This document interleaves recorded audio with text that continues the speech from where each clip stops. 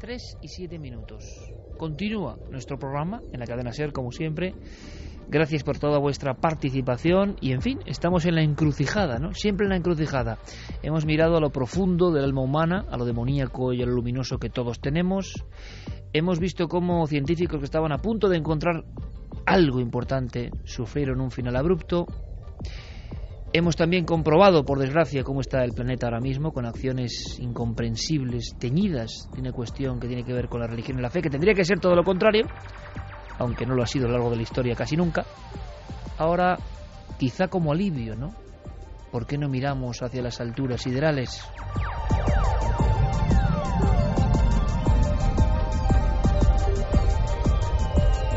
Vamos a hablar de un congreso. Ha ocurrido con mucha polémica en Estados Unidos. Se habla de extraterrestres, además por parte de personajes que os van a sorprender por su currículum. Y en el fondo, ¿qué queréis que os diga? Después de lo que hemos contado, después de toda esta densidad oscura, al final eso de buscar hermanos cósmicos resulta hasta un alivio.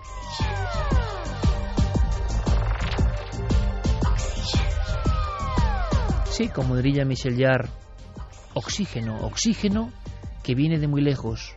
Oxígeno porque incluso personas que manipularon información en Estados Unidos parece que ahora hablan y que dicen, esto es para atarse los machos realmente, las mismas personas que censuraron casos, que los manipularon, que intentaron hacer creer a la opinión pública que los ovnis eran una patraña o un viejo sueño digno de los niños, pues ahora aseguran que los vieron. No solo a los aparatos, también a los presuntos tripulantes, y esto es una cosa sensacional. Compañero Diego Marañón, buenas noches. Buenas noches, Iker, ¿qué tal? Congreso polémico, ¿verdad? Un congreso polémico que además podemos decir que es la explosión de algo cuyo germen se remonta algunos años atrás, concretamente a 2 puntos. En 2001, Iker, en el mismo lugar en el que esto ha ocurrido, en el Club Nacional de Prensa de Washington, se produjo un primer encuentro entre un grupo de ufólogos dirigidos por Steven Greer, un personaje del que ya hemos hablado en Milenio 3, relacionado con, por ejemplo, con el Ser de Atacama, tan de actualidad ahora mismo, y con su polémico documental Sirius. Bueno, él es el director de un grupo denominado Proyecto Revelación, que en 2001 ya convocó a los medios de comunicación para hacerles lo que él denominaba importantes revelaciones sobre la realidad del fenómeno OVNI. Luego, en 2011, hace apenas 2 años, este mismo grupo promovió una petición a la población norteamericana que fue trasladada a la administración Obama y que ésta se vio obligada a responder. Recordarás que hubo pues un gran impacto en los titulares, ¿no?, de la prensa, porque el gobierno de Estados Unidos respondía a esa pregunta, respondía sobre las supuestas comunicaciones del gobierno con extraterrestres. La Casa Blanca se vio obligada a decir, bueno, pues que no contaba con ninguna prueba de que existiera vida extraterrestre ni de que estos seres hubieran visitado la Tierra. ¿Qué ha ocurrido? Que la gente que no se quedó contenta, digamos, con esa explicación, que esperaban algo más, ha vuelto a reunirse ahora, Iker. Ha ocurrido entre los días 29 de abril y 3 de mayo. Han sido varios días, 6 horas al día de ponencias ante un comité, Iker, un comité que seguía los mismos esquemas y imitaba la forma en la que se llevan a cabo las comparecencias ante las comisiones del Congreso de Estados Unidos. Uh-huh. Ante 5 excongresistas y un exsenador del gobierno de Estados Unidos desfilaron 42 testigos y especialistas, entre los cuales, y esto seguramente que te va a sorprender, encontramos nombres muy conocidos en el mundillo OVNI. Allí estaba Edgar Mitchell, el exastronauta. Caramba. Estaba, por ejemplo, Stanton Friedman, el famosísimo físico y ufólogo que lleva un montón de años dedicándose a estas cosas. Estaba el doctor Roger Leir, este médico especializado en supuestos implantes extraterrestres. También estaba Jesse Marcel Jr., el hijo del principal testigo del caso Roswell. El hijo de Jesse Marcel, madre efectivamente, mía. Nick Pope, el ufólogo que trabajó durante más de 20 años para el Ministerio de Defensa de Gran Bretaña. Bueno, una larguísima lista, como te digo, de 42 testigos y especialistas. Bueno, pues yo creo que vamos a disfrutar, porque Diego Marañón ha hecho un poco de corresponsal, nos extrae algunas declaraciones que os van a sorprender de verdad, y por supuesto vías de contacto abiertas, Nave del Misterio y milenio3@cadenaser.com. Carmen muy atenta con todos los mensajes. ¿Por qué? Porque hay rotundísimas declaraciones, y bueno, vosotros podéis opinar perfectamente. Como digo, a mí me suenan casi alivio, ¿eh? Yo luego ya, si queréis, entramos en profundidades, pero alivio después de lo que hemos contado. Extraterrestres y sobre todo, Diego, a mí me parece muy importante, si esto es así, quiero que me lo cuentes, que una de las personas que se convirtió, bueno, como han asegurado que ha pasado en España, algunos ufólogos han dicho, y yo, porque aquí hay que mojarse, personalmente en los casos que he investigado, en alguno de los casos he visto que esto ha pasado, como en España se han manipulado, o más bien se ha obviado información, o se ha eliminado información, o no se ha encontrado información, claro, después de lo que hemos contado los científicos, no se ha encontrado información interesante para sucesos que conocemos muy bien y que han ocurrido en nuestro país con militares implicados. Esto hay que dejarlo claro. Bien, pero claro, por otro lado, lo que pasa en Estados Unidos, como todo lo que pasa en el país de las barras y estrellas, va mucho más allá. Y es que personas que se encargaban de, bueno, maquillar esa información, incluso hacer que el público creyese desde los años 50, 60 que eran fraudes, resulta que dicen, no, es que yo los he visto. Me parece tremendo, es el caso de Richard French.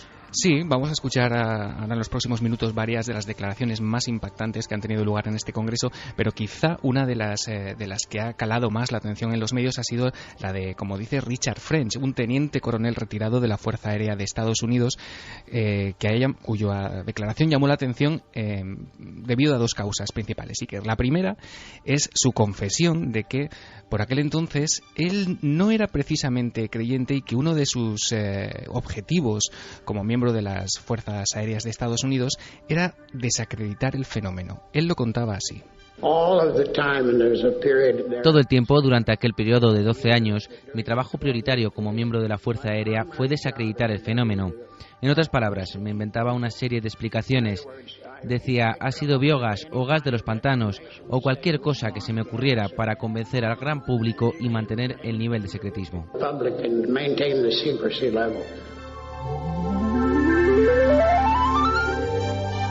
Qué bonito, antes hablando de músicas precisamente con el 40 aniversario de Tubular Bells, yo le decía a Javier Sierra en el pequeño estudio de las músicas, de alguna forma, que nadie me vais a permitir esta nota nostálgica, pasarán años, décadas, nadie para mí ha puesto sonido a lo que debe ser el espacio, como lo hizo en el año 76 un creyente en los ovnis, Jean-Michel Jarre.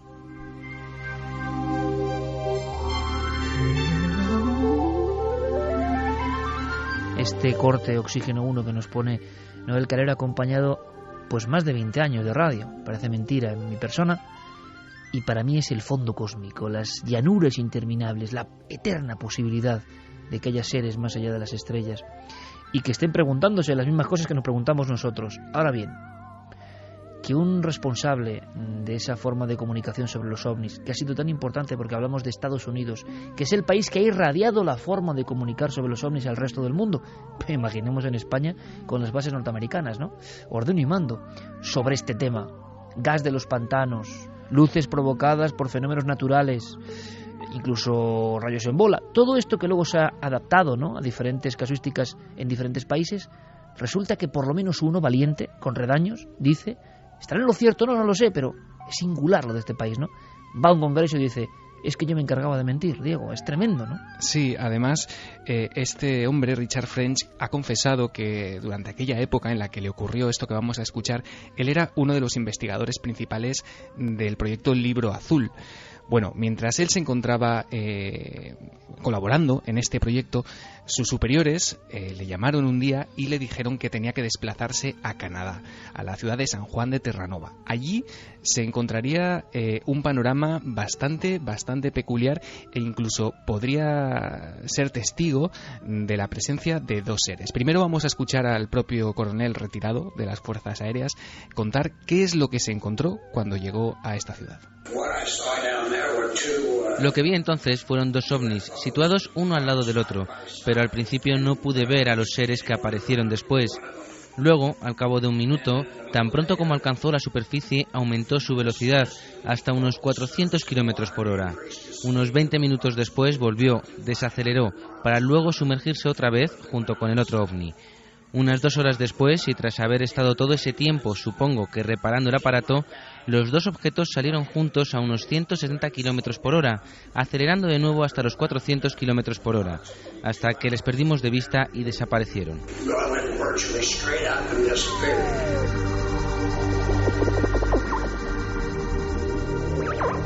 Seguimos en este vuelo cósmico. Es que esta persona, Diego, ha asegurado sin rubor ninguno que pudo ver no solo aparatos, sino seres. Sí, aparatos sumergidos en un lago a unos 20 metros de distancia. Él fue testigo de este espectáculo.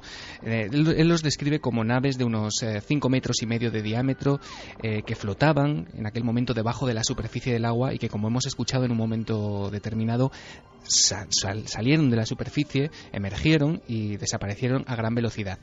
También describió en esa comparecencia Iker a los seres que había allí. Él decía que eran entre 60 y 90 centímetros, de color gris claro, muy delgados, brazos largos con 2 o 3 dedos y la parte superior de la cabeza mucho más amplia que la línea de la mandíbula, sus ojos muy inclinados, sin pupilas. Él se justificaba diciendo: parece que es la típica descripción de las películas, pero es que realmente eran así. ¿Cómo se queda el cuerpo, Pérez Campos, escuchando esto?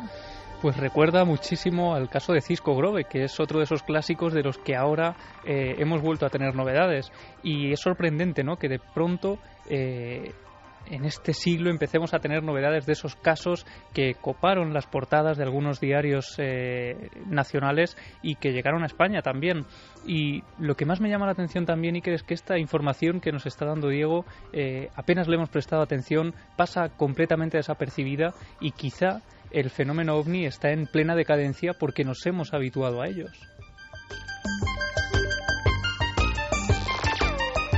Carmen, no sé qué opinarás tú, son declaraciones muy sorprendentes, yo creo que inimaginables en España, creo yo.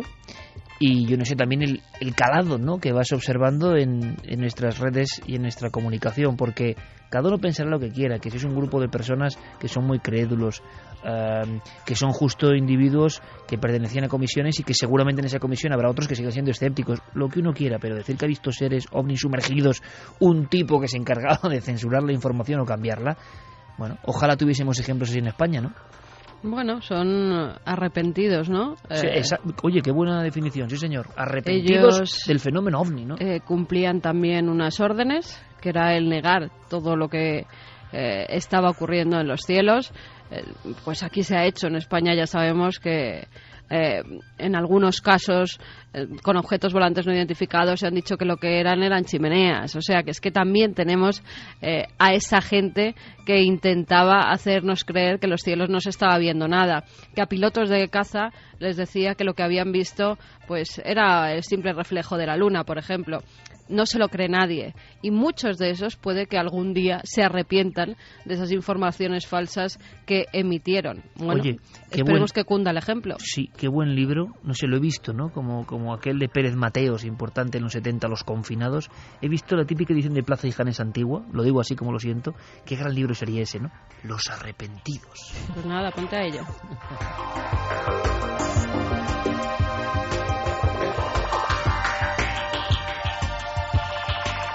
3 y 20 minutos, pero hay muchas más sorpresas. Luego iremos con mensajes, Iker, ¿no? Pasa una cosa, me recordaba a mí, este es en el fenómeno OVNI, pero también hemos tenido policías, por ejemplo, que cuando ya no están ejerciendo es cuando deciden hablar. Como nuestro amigo Negri y tantos otros, exactamente, ¿no? Ya con lo cual del puede cargo. Que también eso pase en España. Parece que se va abriendo un poco. Antes era imposible que contaran que unos policías casi sacan la pistola ante un fenómeno paranormal. Hoy en día ya se puede contar. Bueno, estamos aquí desde luego, ponemos el micrófono, a cualquier arrepentido que haya estado en nuestro país porque... En fin, si hablásemos de lo que algunos sabemos, es decir, es evidente que ha ocurrido, ¿no? Pero sigamos con este congreso polémico, porque se mezcla de todo, imagino, ¿no? Pero nos interesa la declaración para que vosotros penséis libremente. Esto ha pasado en Estados Unidos, como apuntaba muy finamente Javier Pérez Campos, y qué poca atención, ¿no? Quizá porque nos interesa más protagonistas, más, de alguna forma... en rueda de prensa que vamos a examinar, Diego. Sí, fíjate, uno de los que arrancaron más aplausos del público, que se ganaron a la audiencia porque, bueno, realmente ves los vídeos de sus intervenciones y tiene un don de gente impresionante, es el señor Mike Gravel, que es un ex senador demócrata. Él fue senador por Alaska entre 1969 y 1981. Fíjate de qué cargo estamos hablando, que incluso este hombre fue candidato a la presidencia de Estados Unidos en 2006. Madre mía. Él ponía honestamente en duda algunas de las afirmaciones que estaba escuchando, por lo increíble que le parecían, pero reconocía sentirse bastante preocupado e impactado por lo que allí se estaba diciendo. Lo escuchamos. Es el colmo de la arrogancia humana pensar que somos los únicos seres con conciencia en las galaxias. Eso es arrogancia humana en su peor sentido. Lo que me inquieta es, después de haber escuchado los testimonios de ustedes cuatro y de haber leído los informes que han preparado para esta audiencia, es la cuestión del secretismo en sí mismo. ¿Por qué es necesario este secretismo? Y les hago esta pregunta a todos ustedes. ¿Qué amenazas creen que existe para la seguridad nacional? ¿Qué acecha esa seguridad?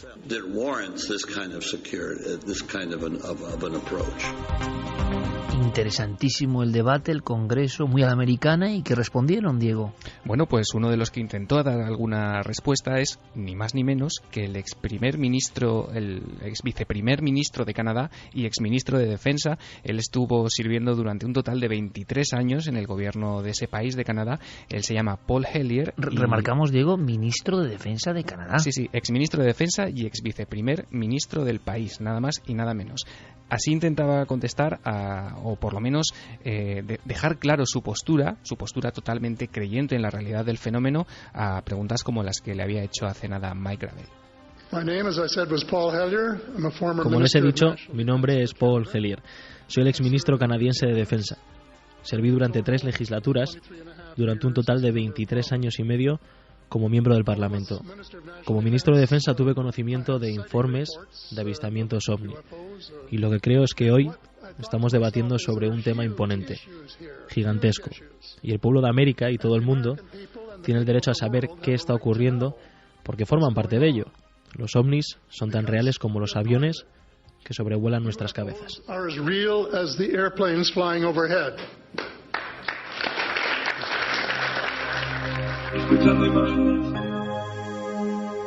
De verdad, de alguna forma, qué envidia sana, ¿no?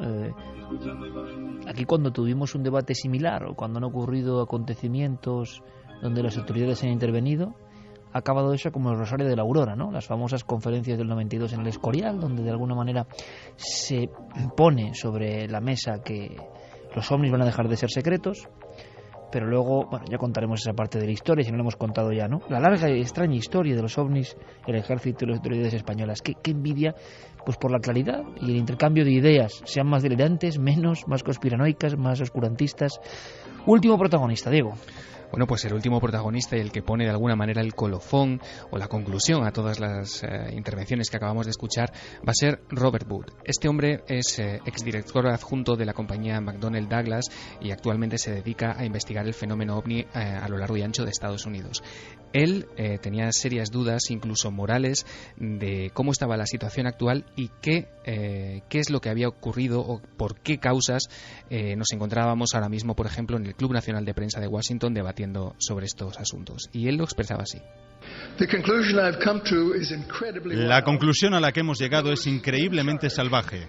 Creo que nuestros gobernantes han salido victoriosos en su labor de mantener en secreto el mayor evento de la humanidad, mientras gastaban de forma encubierta cuantiosas sumas de dinero en crear recursos marginales ocultos y en detener el avance de la tecnología. Hasta que podamos cuantificar la amenaza alienígena, ¿cómo podemos saber si eso ha estado bien o no? Esperemos, quizás con la ayuda de alguna raza extraterrestre y pacífica, que se haya hecho lo correcto. Creo que el pueblo americano se merece saber la verdad.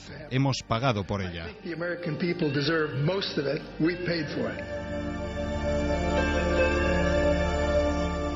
Esto ya es una declaración absolutamente convencida, para algunos quizá en exceso. Y observando todas las ponencias, todo el clima, todas las críticas que imagino que habrán sido muchas, ¿cuál es tu conclusión, Diego?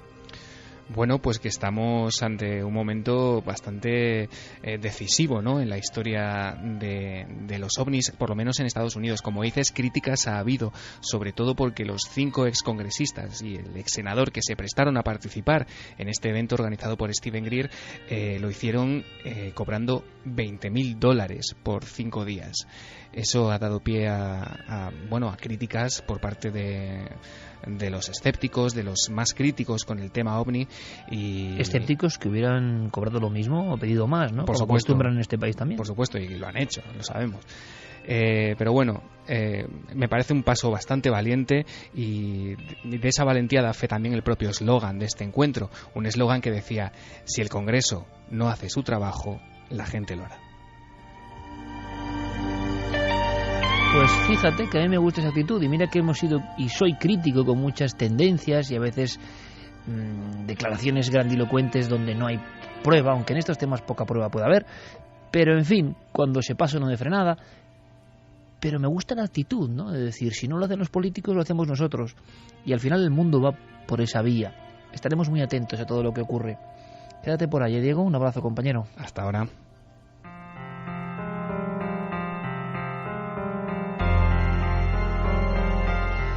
Nos metemos ya en territorios un poco más tenebrosos. Tenemos la historia de un hotel donde quizá sea mejor no pernoctar. Antes, ¿algún mensaje a destacar, Carmen, sobre lo que hemos escuchado? Sobre ese extrañísimo congreso por la apertura de la presencia extraterrestre.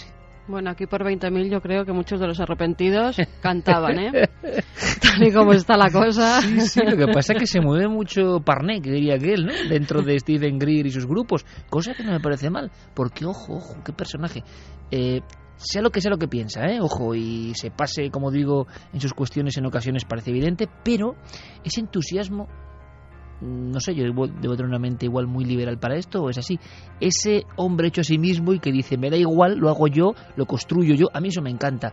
Y Greer, creo que en eso es un adelantado, porque el documental, recordamos amigos, lo hizo gracias a la participación de las personas que querían, es decir, con el crowdfunding, es decir, aportando pues el señuelo monetario que uno quiera, uno contribuye a que se haga ese documental a través de la red. No hace falta una compañía, no hace falta el permiso de nadie. En el fondo es trabajar de alguna manera en libertad y para quienes tú consideras. Uno canta su cantar a quien quiere. Y entonces esto me parece interesante. ¿Podrá llegar a algún lugar o no? Pero es muy interesante. ¿Le parecerá lo mismo a nuestro público? Pues mira, Guillermo Arangüena dice, como decía JJ Benítez, tengo muy claro que los ovnis son astronaves no humanas. Diferentes civilizaciones nos visitan desde siempre. Hasta en la Biblia hay ovnis. El carro de fuego de Elías, el ejemplo más claro. Ezequiel vio una nave, un carro volador, decía, ¿no? Exactamente. Rubén Sánchez García, en el cielo pasan cosas raritas. Yo vi un ovni hace 13 años en Tenerife Sur. Coco Fernández, si ya les ha costado a los expertos aceptar que el cromañón y el neandertal sí pudieron cruzarse, e incluso dicen que podemos tener aún genes neandertales, ¿qué no van a hacer con material, llamemos, extraterrestre? Nancy, ¿y de qué cosas nos enteraremos dentro de 20 años que están pasando ahora y se esconden al público? Esa es Jorge una buena reflexión. González, que los ovnis existen es irrefutable. Creer que estamos solos es muestra de la vanidad humana. Johnny dice que le recuerda el documental Moon Racing, que denuncia que la NASA ha ocultado información de ovnis en la Luna. Bubú, aunque nunca se sabe, quizás sigan con su trabajo de desinformación haciendo estas declaraciones. ¿Arrepentidos? Silian, las fuerzas aéreas siempre han ocultado información sobre sucesos extraños asociados a fenómenos paranormales. Y Daniel Polinario dice, creo que sí, se sabe más sobre estos seres, lo que pasa que hay algo que no interesa que se sepa. ¿Qué será? ¿Qué será? Eso nos Están muy preguntamos nosotros. conspiranoicos nuestros sí, oyentes, pero como todo en el todos mundo. los casos, porque con los vídeos que han salido sobre ese atentado que se ha producido en Londres, pues hay muchos que se creen que esas imágenes están manipuladas. ¿Ves? Estamos ya en el umbral que no creo que sea bueno para el pueblo, para todos nosotros, sinceramente. Se ha dicho lo digo. de todo, Pero el umbral de que nadie sabe que es verdad y que es mentira. Exacto. Es ya muy complicado, Es ya muy complicado porque sí, es porque cuando puede empezar la manipulación de verdad.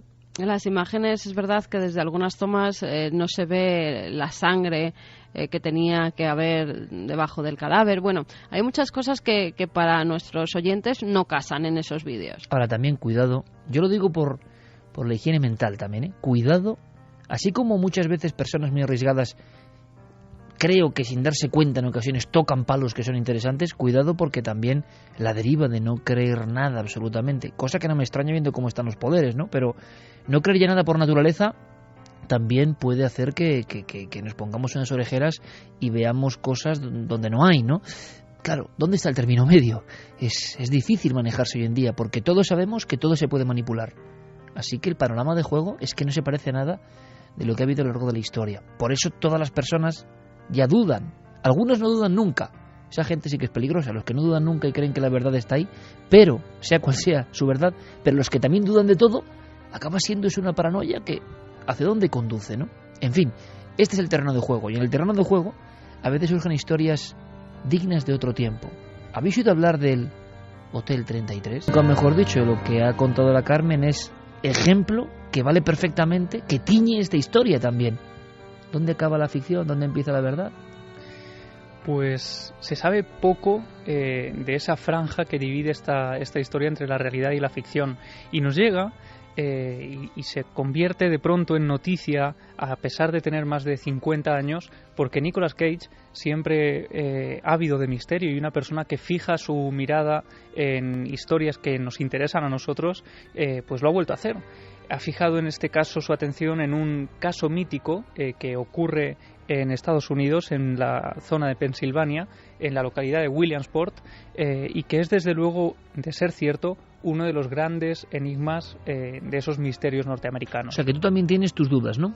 Sí, yo tengo mis dudas y muchísima gente tiene sus propias dudas, y ahora vamos a ir contando por qué. Me parece interesante porque no es que digamos que esto sea real o no, sino que está en el umbral. Hay personas en la red y incluso policías que dicen que esto es verdad y otros que están ahí diciendo que esto es una especie de manipulación. Vamos a ver qué opináis. Para algunos es, de hecho, una forma de marketing viral extremo, y ahora comentaremos por qué. Pero, desde luego, hay también agentes de policía de la localidad interesadísimos en todo este asunto. La historia Iker empieza en el año 53. El 8 de mayo de 1953 se abre en esa localidad, en Williamsport, uno de los hoteles más lujosos de la época. Se lo bautizan como el Gran Hotel, y en la noche de apertura, en la noche en la que permiten el acceso a varios vecinos de localidades cercanas para hacer una gran fiesta de apertura, lo hacen a través de unas invitaciones. Es una fiesta privada, se permite el acceso a 32 personas, entre la gente que está allí trabajando y los huéspedes que van a pernoctar en esa primera noche de apertura del Gran Hotel. Y bueno, todo pasa con absoluta normalidad, con absoluta tranquilidad, con la calma de una fiesta a las afueras de Williamsport. Lo que ocurre es que a la mañana siguiente, cuando empiezan a llegar algunos medios de comunicación, nuevos huéspedes que quieren alojarse en el hotel una vez que ya se ha abierto oficialmente, al llegar a la recepción descubren que no hay absolutamente nadie. Empiezan a circular por algunas de las habitaciones, a llamar a las puertas, incluso algunos familiares de las personas que pernoctaban allí aquella noche, y descubren que no hay absolutamente nadie. El hotel está completamente vacío. Empiezan a llegar las autoridades, empiezan a registrar las habitaciones, allí no hay nadie, parece que todo el mundo se ha esfumado, 32 personas desaparecen en el interior de ese hotel, empiezan a buscar por los alrededores y no descubren absolutamente nada, y durante años ese caso sigue abierto, se sigue haciendo una búsqueda intensiva de las 32 personas que pasaron allí la primera noche de inauguración del Gran Hotel y no aparecen en ningún momento. De hecho, a día de hoy esas 32 personas seguirían completamente desaparecidas. Como decíamos, hay personas, hay autoridades que están investigando el tema todavía hoy. Por supuesto, desde el día siguiente a la inauguración es una especie de lugar maldito, ¿no? Porque automáticamente se precinta, se cierra, no se permite que nadie vuelva a entrar a ese hotel porque no se saben las causas de esas desapariciones. ¿Tuvo solo un día de actividad? Solo un día, solo duró un día. Esa apertura, por supuesto, apareció en algunos medios locales y, como decía, hay algunas autoridades, James McCarthy en este caso, un policía de Williamsport que todavía hoy sigue investigando el caso. Si quieres, vamos a escuchar lo que cuenta de esa primera desaparición. En ese momento desaparecieron 32 personas. Nunca se les ha vuelto a ver. Desde entonces la leyenda se conoce como la del Hotel 32. Lo que ocurrió es inexplicable, el paradero sigue siendo desconocido y el caso por las personas desaparecidas sigue abierto.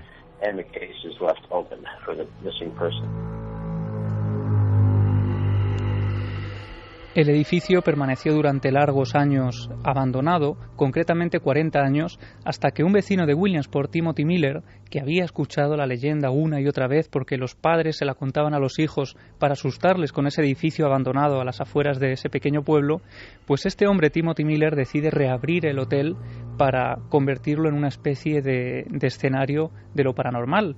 Y de hecho aparecen recortes del Williamsport Sun-Gazette, 13 de noviembre de 1992.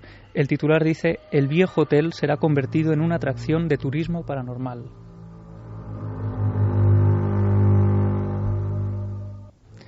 Una vez más, el edificio es rehabilitado, se conserva la estructura, pero se amuebla en el interior, se colocan televisores, se vuelve a hacer una especie de sitio adecuando el lujo al momento de la época, pero jugando también con la leyenda negra que arrastraba el lugar. Y desde luego la atracción de feria es un completo éxito, porque la primera noche, de nuevo en la gran apertura, la segunda apertura del hotel, 40 años después, se llena por completo. Se ocupan todas las habitaciones por gente ávida de vivir una noche de misterio, y lo que ocurre, Iker, es que de nuevo, a la mañana siguiente, después de la primera noche, desaparece una de las personas que habían dormido allí. Se esfuma en el interior del hotel y no vuelve a aparecer.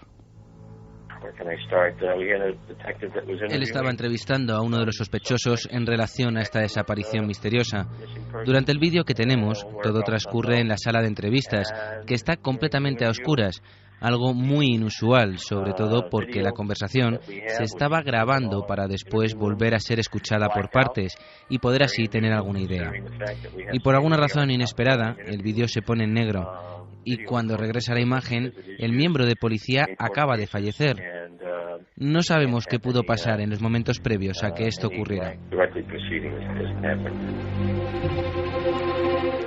Y es que, por si faltaban ingredientes, tenemos también una cinta de vídeo que parecen a veces necesarias en las leyendas urbanas, ¿no? En este caso estábamos escuchando de nuevo a James McCarthy hablando de lo que ocurre después de la desaparición de una persona más en el interior del hotel. Después de esa noche del 15 de enero del 93 pasa a bautizarse el lugar como Hotel 33. Y una vez más se vuelve a clausurar el lugar. No se puede permitir el acceso a nadie porque esta persona, en este caso un niño de 16 años, Jarrod Carr, ha desaparecido en su interior y no se sabe nada de él. Así que automáticamente la policía encarga la investigación a Richard Kaminsky, que es uno de los investigadores pues más importantes de la localidad porque había resuelto algunos casos anteriormente, y él estaba entrevistando a uno de los amigos de ese niño que había pasado la noche también en ese hotel. Y es en ese momento, según nos contaba James McCarthy, cuando las cámaras que están grabando el interrogatorio se apagan, y en ese momento en que se apagan, el investigador Richard Kaminsky cae desplomado en el suelo y fallece instantáneamente.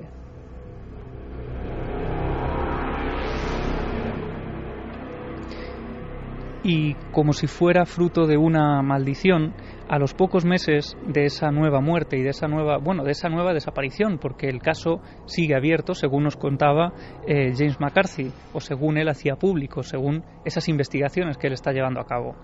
Pues solo unos meses después, el lugar, ese hotel a las afueras de Williamsport, sufre un extraño incendio. Nadie sabe muy bien originado por qué, y solo quedan unas cenizas que recuerdan a los vecinos toda la tragedia que allí ha tenido lugar.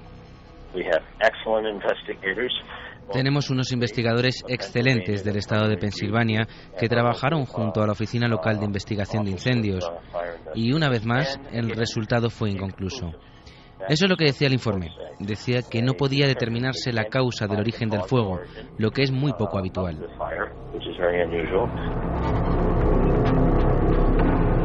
3:41, nunca había escuchado esta historia. ¿Queda alguna declaración más, algún documento más, para cerrar un caso que luego veremos, imagino que tiene diferentes caras y posibilidades, ¿no? Sí, es que James McCarthy, este miembro de las autoridades, se ha dedicado a investigar el tema a fondo, y según él cuenta, existen esos documentos, existen esas grabaciones que no pueden hacerse públicas, pero que se encontraron en una mudanza a un nuevo edificio de policía, una nueva comisaría. Y él nos cuenta que en ese periodo, antes del incendio y después de la segunda desaparición, hubo también un hecho luctuoso que de alguna forma preocupó a la localidad de Williamsport. Estaban jugando en el hotel y haciendo gamberradas, rompiendo ventanas. Cuando volvieron no había pasado ni una semana cuando los dos chicos murieron en un accidente de barco. Así que la mayoría de la gente dijo que el Hotel 32 estaba detrás de todo aquello.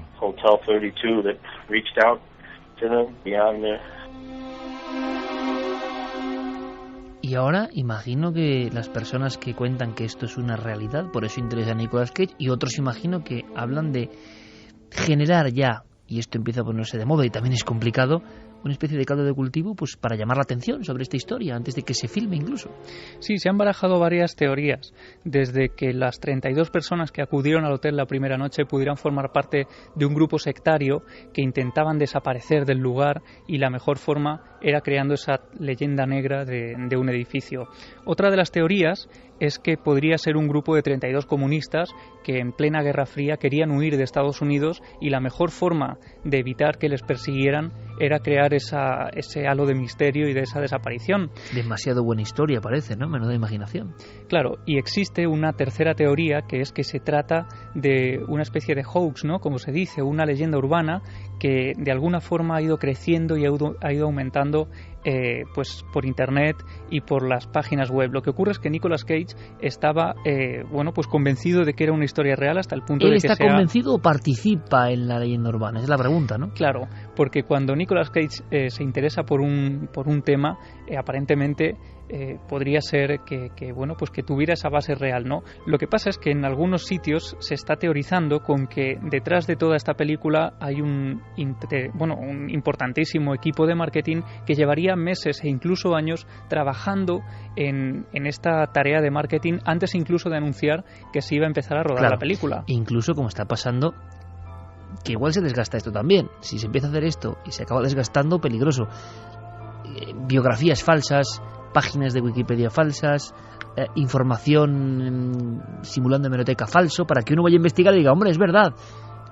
Y resulta que no es verdad, sino que es una campaña montada, y esto es lo interesante, por equipos que generan una realidad. Porque claro, que desaparezcan 32 personas en un hotel y no se sepa nada. Claro, y lo sería que ocurre un caso además único en la historia, ¿no? Es que en Williamsport les suena un poco la historia, recuerdan que era algo que sus abuelos les contaban, pero claro, ha transcurrido relativamente poco tiempo. Esto fue en el año 93, la última desaparición, y apenas se sabe mucho más. Así que hay teorías incluso como que se está intentando engañar a los propios miembros de la policía de Williamsport, incluyendo esas películas falsas en algunas cajas de mudanza. Se está diciendo que hay personas que, como por ejemplo este agente de policía al que escuchábamos, a James McCarthy, que podrían ser actores. Claro. Aunque en este caso es cierto que James McCarthy aparece en otras noticias de la localidad de Williamsport. Y además, claro, entonces, ¿qué pasa? Al final acaba siendo un laberinto que le gusta mucho a Nicolas Cage, ¿eh? Recordemos La sombra del vampiro y cómo él traza con elementos reales, absolutamente reales,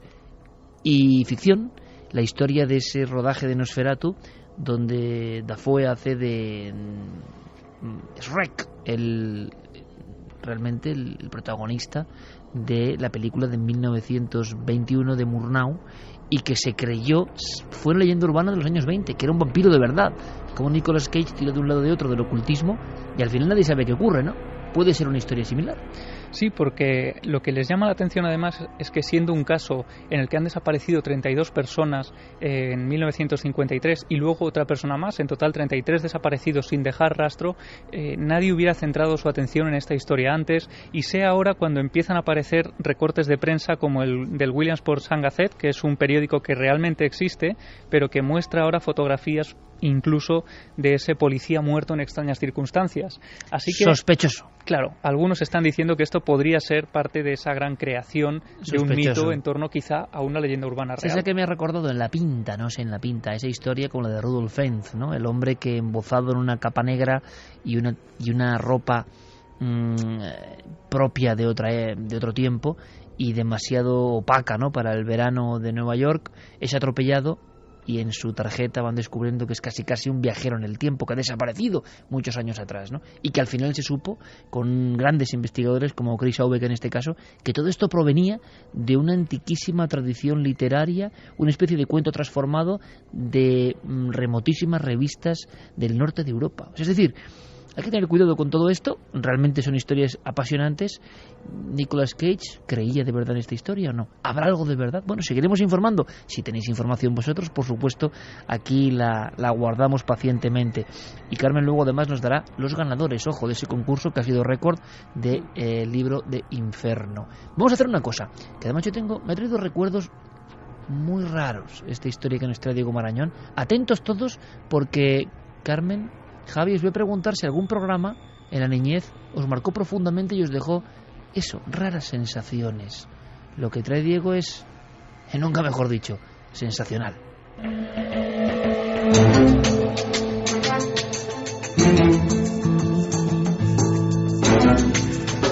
Luego tengo yo aquí una sorpresa musical que le he pedido a Fermín.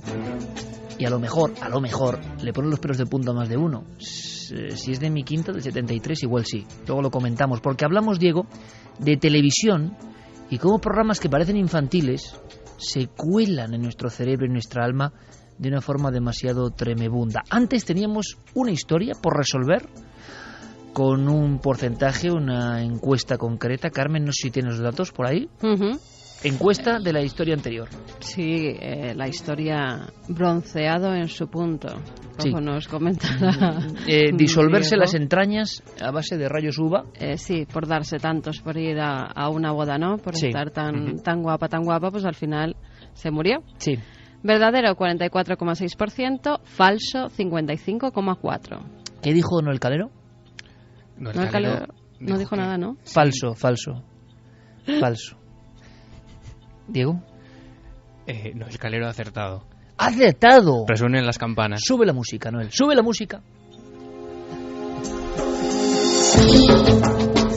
Haciendo el símbolo de la victoria, porque era preocupante. Bueno, ya van 3. En internet incluso se ha difundido, ¿no? Que Noel ya es una especie de mito. Y gente que cree que no existe, repito. Y claro, 3 de 38 ya, o de 3 de 39, pues no está mal. No está mal. Va a la estadística. Menos mal que es falso, porque es una historia terrorífica. Sí, que nadie se preocupe, es una historia... Poco gore. Sí, es una leyenda urbana, Iker, que sí, la verdad es que, hombre, recuerda, si lo llevas a otro nivel, a esta famosa historia del huevo que acaba cocido si lo pones entre dos teléfonos móviles. Bueno, más o menos es un... Eso nunca lo había oído, qué terrorífico también. Sí, bueno, pues es como te digo, es una leyenda urbana antiquísima. Todo el mundo sabe que, bueno, a la larga, con los años, la exposición a los rayos UVA y a cualquier tipo de rayos, ¿no?, que vengan del sol, pues puede producir, algún tipo de cáncer, quemaduras superficiales, pero lo cierto es que en ningún momento, Iker, una sobreexposición... El efecto Prestes no. Sí, no puede provocar la cocción de nuestros órganos internos, así que tranquilidad en ese sentido. Menos mal, pero es que lo que viene a continuación, pido toda la atención del mundo, es que ha removido en mí algo, sí, un par de escenas que luego cuento. Es una historia de un programa de los años 70, no podía ser de otra forma, ¿no? Sí, es un programa curioso, Iker, y además se hizo popular no en los años 70, como verás ahora, sino mucho más cerca en el tiempo. Yo no sé si tú tienes algún programa de televisión que recuerdes y que tenga esa capacidad, ¿no?, de que te haya marcado. Sí, luego lo voy a contar después de tu historia, porque bien. Terrorífico. Bueno, horrible. Pues horrible no, porque eran grandes profesionales, pero a mí me marcó. Vale, ahora me lo cuentas. Uno de esos programas en Estados Unidos se llamó Candle Cove, es decir, la ensenada de la vela o algo así. Se supone que era un show de marionetas que, según cuentan, se emitió en Estados Unidos a principio de la década de los 70. Marionetas chungas, ¿no? Marionetas extrañas, como de poca calidad, y que nadie acababa de recordar exactamente de qué iba la historia. Alguna gente empezó a preguntar por ello en internet, en foros, y a partir de ahí la historia fue tomando algunos datos de aquí, otros datos de allá, y bueno, unas décadas después, como te digo, sin quererlo, los fans del programa consiguieron recordar algunas características. Por ejemplo, tenemos el corte de una de aquellas personas que recordaba algunos vagos datos. Pero una cosa antes de escuchar el corte. Sí. Fermín Agustí, oyendo el corte, me decía, atención a la sintonía. Terrible sintonía de voces infantiles. Cuando las voces infantiles intentan ser amigas y dan una sensación que es todo lo contrario. ¿Alguien tiene algún recuerdo de Candle Cove, un programa infantil? Se emitió, creo, entre 1971 y 1972. Recuerdo que era un programa sobre un grupo de piratas y había una niña pequeña que imaginaba que jugaba con todos estos piratas.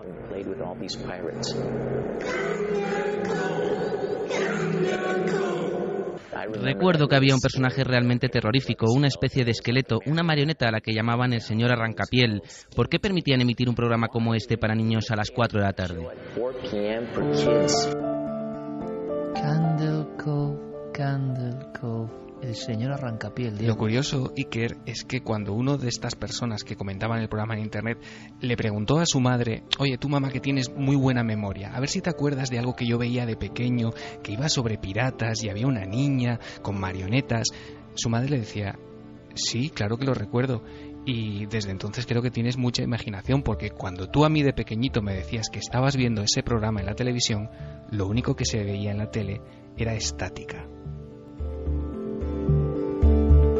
O sea que no se veía nada, que no se veía nada, solamente lo veían al parecer los niños en un canal del que nunca más se volvió a saber.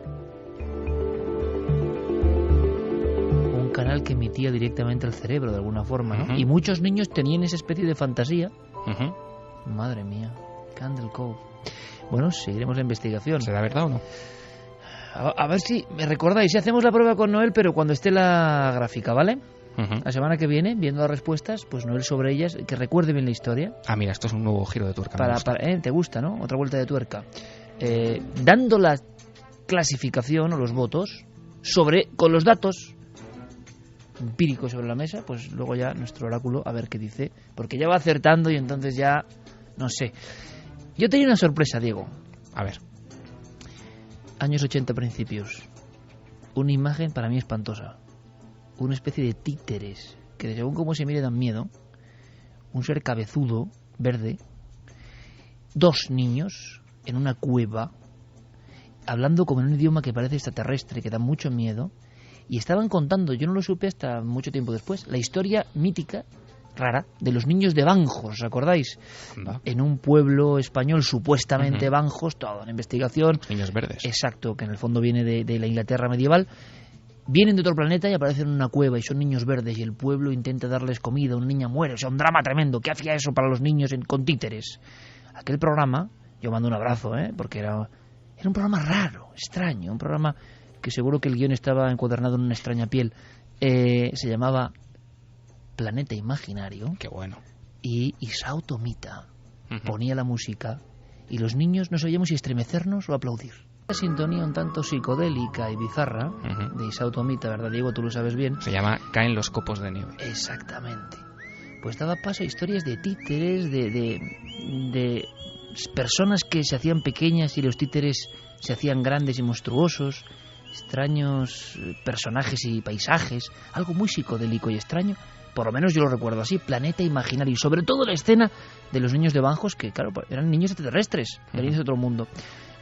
Por favor, si alguien recuerda Planeta Imaginario, nos lo tiene que decir, y quizá hemos evocado la nostalgia, o provocado, quién sabe, simplemente con la música, cierto escalofrío. Yo me acuerdo de la cabecera, Iker. ¿Te acuerdas? Era como, sí, Planeta Imaginario. Me acuerdo de una tuerca que sobrevolaba el universo. Sí. Muy curioso. Yo creo que tuvo varias versiones, habría que documentarse más, sí.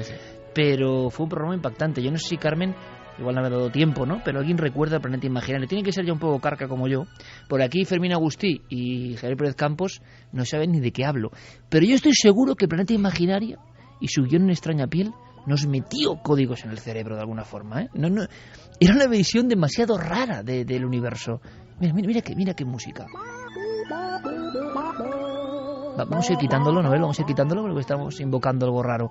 Carmen, ¿recuerda a nuestro público Planeta Imaginario o no? Pues mira, Luis de la Torre sí que lo recuerda. Decía, aquí en España tuvimos el Planeta Imaginario, un programa oscuro y psicodélico. Pero eso lo he dicho genial antes, e inquietante. ¿ves? Sí, antes.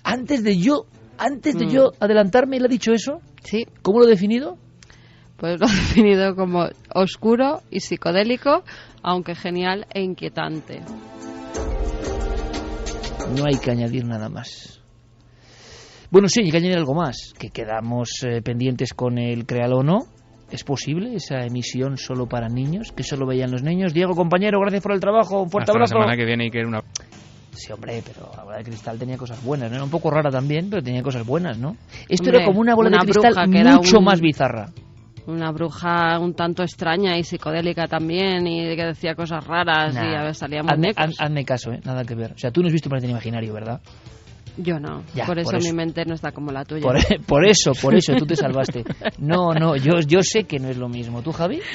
Pues a ese nivel no, yo recuerdo algunas que estaban hechas adrede para traumatizar a los niños, como la serie de Pesadillas, Era una serie en la que cada vez le pasaba algo terrible a un grupo de niños y había una que un niño se compraba una máscara de Halloween, se la ponía un día, no pasaba nada, pero al segundo día no podía despegársela de la cara y empezaban a salir gusanos de las cuencas de los ojos. Pero hay una cosa peor en el terror, que es cuando no se quiere dar terror. Que tengo que dar los ganadores. Venga, vamos allá. Venga, que os enrolláis. Vamos con los ganadores de Inferno. La pregunta era ¿cuál es el objeto más preciado para Robert Langdon? La pluma que le regaló su abuelo, el reloj de Mickey Mouse o su jersey de la Universidad de Harvard. Pues es el reloj de Mickey Mouse, como todos los seguidores de Dan Brown sabrán. Nos los decía ganadores, Fermín que había casi 3.000 ganadores. 2.813 en concreto. Madre mía. Ganadores: María Teresa Pino Montes de Barcelona, David Esquinas Sánchez de Laurín el Grande en Málaga. Acertantes. Y Jaime Sanz Ordóñez de Coslada en Madrid. Esos son los ganadores de ese Exactamente, libro de Inferno. Venga, vamos con último minuto de mensajes. Vamos con mensajes. Pues mira, tengo muchos cumpleañeros. Mario Leonardo, que ha sido su cumpleaños. Pues nada, qué felicidades. Claro Álvaro que sí. Daniel, también, que solo faltaría finalizar el día con el equipo de Milenio 3 y que le felicitemos. Y pues con la sintonía felicitado del queda. Planeta Imaginario. Qué mejor regalo, ¿no? También Javi, al que le llaman Neciete, que es uno de los fans de todo lo que hacemos. Con lo cual, quedan felicitados estos tres amigos que estaban comentando en las vías de comunicación que tenemos en el programa, bueno, pues que habían pasado un buen día y que finalizarlo con Milenio 3 y una felicitación ya sería lo más. Pues ahí queda. Claro que sí, pues nosotros encantadísimos, vieron a todas las noticias. Noel, como siempre, muchísimas gracias, compañero. Fermín, gracias. Javi, esta mañana en Cuarto Milenio. Hasta mañana, Iker. Carmen, esta mañana en Cuarto Milenio. Chao. Mañana muchísimas cosas y lo dicho, hemos recibido, son sincronicidades, casualidades, libros, discos, autoeditados, un montón de cosas y cartas preciosas, de lo que significa Milenio para vosotros, mucho más allá del misterio, y la verdad es que también para nosotros. Mira, no es mi cumpleaños, pero es un premio llegar a la radio y encontrar frases tan bonitas y tan llenas de ánimo y de fe milenaria un poco, ¿no? Que hace mucha falta hoy en día. Que paséis, claro que sí, una feliz semana. Escuchad, porque esto que pone en el calero es AO, el último neandertal, la película, la historia en Francia del último niño de su especie, los neandertales. Cuando lo escucho a veces me pregunto cómo cantarían realmente, si es que cantaban. ¿Hablaban?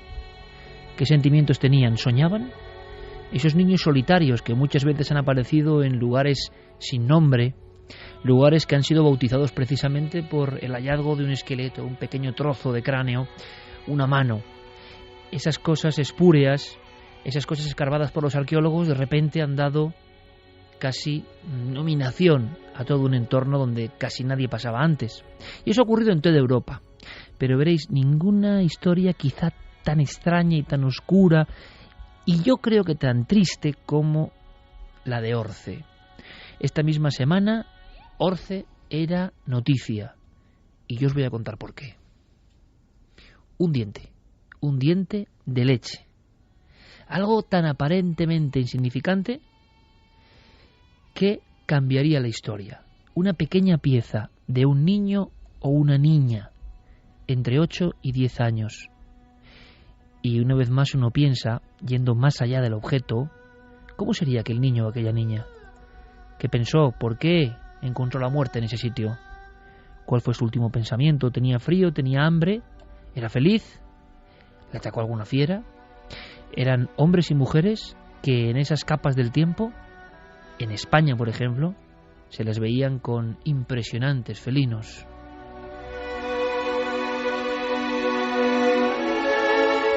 Y veréis, hay una vieja historia que os voy a contar para explicar lo que ha pasado esta misma semana. ¿Por qué ese diente de un niño o una niña que ha sido catalogado con una fecha asombrosa? Y aparte que parece que no caben dudas. Pero antes de eso, antes de esta historia que ha pasado hace unos días, vayamos a un día soleado de 1982. Hay un hombre que da clase de ciencias en varios institutos, paleontólogo vocacional absolutamente, apasionado, José Gibert. Un hombre que pasó también a formar parte de una extraña polémica. En 1976 él descubre un lugar prácticamente abrasado por el eterno sol de Granada, la Venta Micena. Y allí, investigando, pasando muchas horas, sin ayuda de nada ni de nadie, ese arqueólogo a caballo en un principio entre la pura afición y la profesión, ese hombre que nada más salía de clase se marchaba directamente a ver si encontraba extraños restos. Hubo un día, como digo, por el mediodía, que en 1982, en plena canícula, encuentra un pequeño trozo parecido a una galleta de hueso. Esa galleta de hueso, en verdad, era una fontanela. La zona circular del cráneo, todavía casi medio formado, de un niño de unos 4 o 5 años.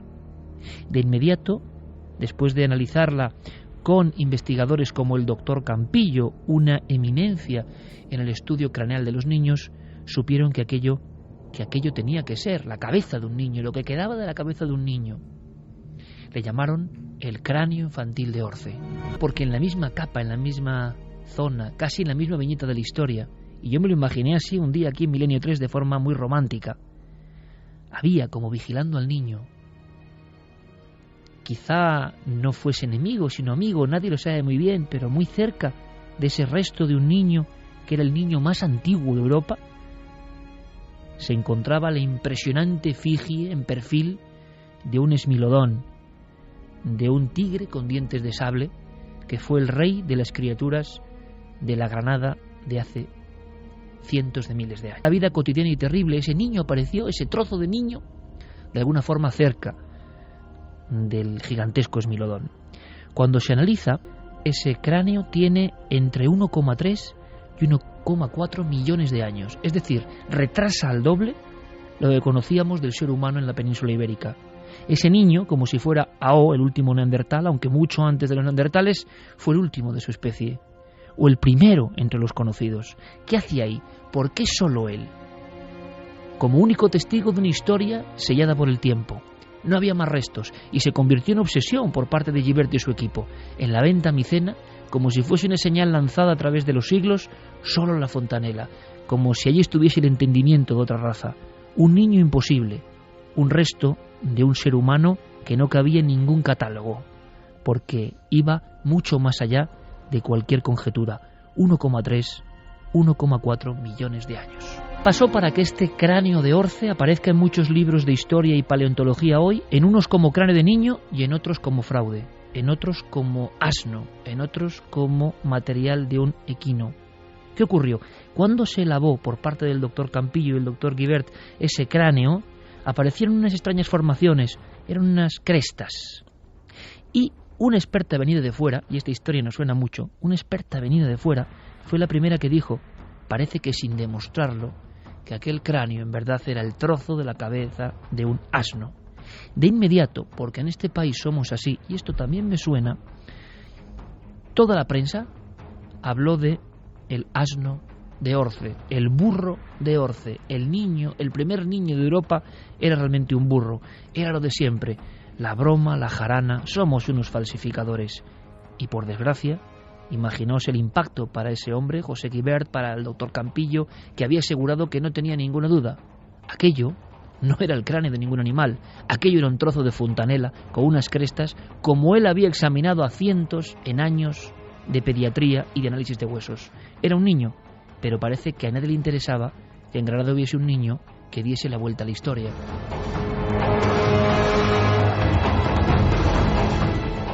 Tan es así que toda la prensa y muchos especialistas hicieron caso a los especialistas, valga la redundancia, ingleses, los que dijeron que aquello era el cráneo de un animal, que España seguía en las catacumbas de la investigación, de alguna forma, que era un trágico error.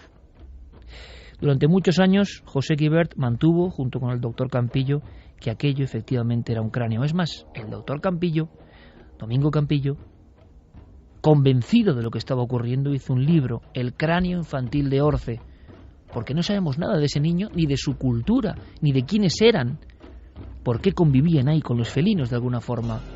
Bueno, hemos hablado con él. Él ya hace muchos años habló con Milenio 3.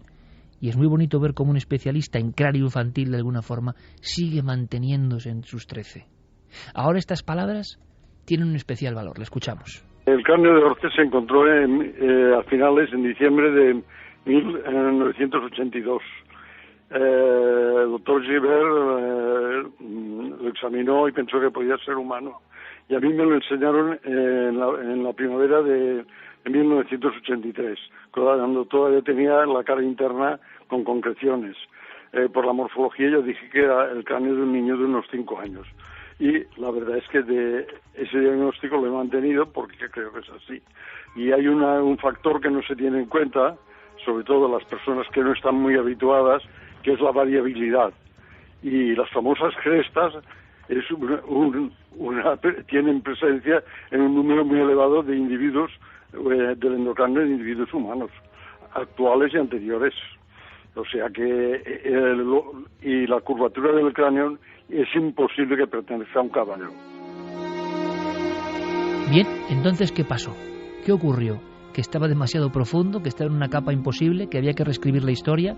Así, unos creyeron en el cráneo de Orce y aparecen enciclopedias, como digo, como el primer humano, niño humano, solitario niño humano, perdido en la Venta Micena, antes que cualquier otro. El primero, de alguna forma, de nuestros parientes más lejanos. Y sin embargo, muchos otros, mayoría hay que decirlo, catalogan esta misma pieza, esta fontanela, como asno, error, fraude. Se descubre de alguna forma a Atapuerca los increíbles hallazgos indudables que son la mitad de antiguos, de alguna forma los más importantes que lo de Venta Micena. Pasa el tiempo. El profesor Guibert muere. Lo último que hace es un libro para niños. ¿Quiere ser paleontólogo? Que alguien haga un libro así, como libro póstumo, dice mucho. Cuando muere su familia, después de incinerarle, como si fuese un viejo rito de los antiguos pobladores de la Venta Micena, esparcen sus cenizas en el lugar donde apareció la enigmática fontanela, como esperando que alguien les hiciese justicia, como mirando hacia el cielo y aguardando algún tipo de solución para aquella pieza, como tantas otras veces, que fue gloria y también miseria y preocupación para el arqueólogo, el paleontólogo, que un día del 82 se la encontró. Una niña, no se puede saber, es un diente de leche. Edad 1,4 millones de años. Es decir, ese diente pertenece a un niño como el de la fontanela. Pero nadie hizo caso de esa otra investigación. Absolutamente nadie importante en nuestro país, desde luego. Es más, los investigadores que ahora han descubierto el diente dicen que lo otro es otra cosa. Es decir, sigue el malditismo en torno a la fontanela. Qué curioso que apenas a unos metros se descubra otro resto y tenga la misma asombrosa cronología. ¿Qué pasó en Orce? Ya nadie puede discutir que eso que parecía herejía puede ser una verdad. Niños, hace casi 1,5 millones de años, convivían con las bestias, soñaban, miraban a las estrellas, cazaban, amaban. La increíble historia, no mucho más allá, simplemente en ese pequeño lugar de Granada. Le preguntábamos, por supuesto, al doctor Domènech Campillo, hay que imaginarlo, bata blanca, examinando el extraño cráneo y diciéndole sin dudar a José Guibert, sudoroso, que se lo trae: no tengas dudas, he visto cientos como este, es el cráneo de un niño. Imaginamos a José Guibert casi sin creerlo, pero es que parece que tiene 1,5 millones de años. ¿Qué dice ahora Domènech Campillo? Casi le dábamos nosotros, nuestro compañero Fermín Agustí, la noticia de que en ese yacimiento, en ese entorno, un diente de la misma edad imposible. Esto nos contestaba. Ahora que han encontrado un diente, lo raro es que no salieran más piezas de homínido si se excavara, pero es que en Orce interrumpieron las excavaciones y ahora han empezado, y ahora dicen que han encontrado piezas de huesos fracturados de cráneo, ¿no? Las diáfisis o huesos largos, que es típico. O sea que, bueno, pues si se han encontrado huesos, pues es que había humanos. Y se han encontrado también piedras trabajadas, como se hacen los homínidos antiguos, pues lo normal es que aparezcan restos humanos. Conclusión rápida y sencilla, agradeciéndole al doctor Campillo su disposición, como hace ya 6 o 7 años, cuando hablábamos de Orce como gran misterio. La primera, que ahí tuvo que pasar algo asombroso y que habrá que descubrirlo. La segunda, que no tenemos ni idea de nuestro propio pasado, y conforme más cercano es, peor. Y hay una tercera, sí, que somos un país sin remedio. La portada del Papus, por ejemplo, fue un burro diciendo: el hombre de Orce es este, y haciéndolo hazme reír, porque esa revista con esa portada tuvo una difusión internacional. Los propios arqueólogos se reían. Vaya broma. igual ahora alguno se está arrepintiendo, porque allí había, efectivamente, como decía Guibert, aunque su trozo de cráneo incluso no fuese verdadero, como él dijo y creyó hasta el final, hasta que se convirtió en ceniza, allí, en su sepulcro, había seres anteriores a cualquier otro en Europa, y no se equivocaba. Nunca antes habías estado tan cerca de lo desconocido. Milenio 3. Cadena SER.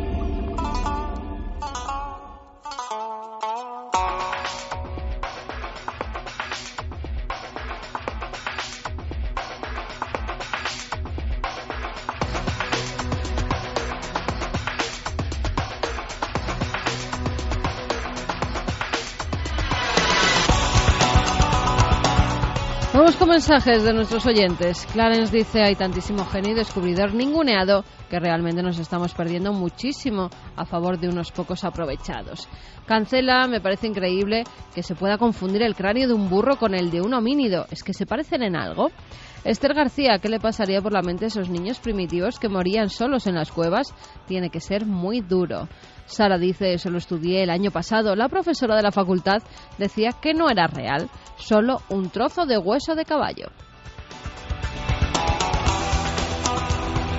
Mira, nos escribía Luis Miguel, iba escuchando la noticia de ese hoyo en Estados Unidos y que el chico que había fallecido al producirse un hoyo sobre su cama, que lo ha engullido, provocado con casi toda seguridad su muerte. Vosotros tomáis esto como algo digno de novela de terror. Bien, pues quizá esto no sea tan irreal como parece, ya que a mí estuvo a punto de pasarme.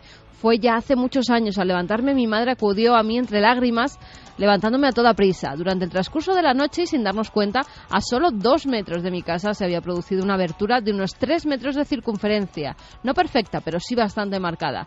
En definitiva, estuve solo a unos metros de ser víctima del mismo suceso, ya que mi habitación colindaba justamente con la pared de la casa en donde se produjo ese suceso. Fue en Hoyo de Belmez. El sitio se llama Hoyo de Belmez. Hoyo de Belmez. Bueno, dice que es un un pueblo también de gran tradición minera. Bueno, claro que igual hay mucho surco por dentro, ¿no? Pero desde luego nos gusta mucho esta información, que además nos da paso, luego seguiremos con más mensajes. Es evidente, Noel, cambiamos el tercio musical porque vamos a hablar de esta última hora. Ocurría en California, en un lugar concreto, Javi. Sí, ocurría en Florida, en el... Florida, perdón, me he equivocado yo. Para resumir un poco la noticia, los titulares de prensa decían: un hombre fue tragado por el suelo de su habitación mientras dormía. Se lo tragó la tierra, literalmente. Se escucharon fuertes ruidos, gritos, y luego se abrió un agujero de 6 metros de profundidad en el que cayó. Todavía no pudieron dar con su paradero.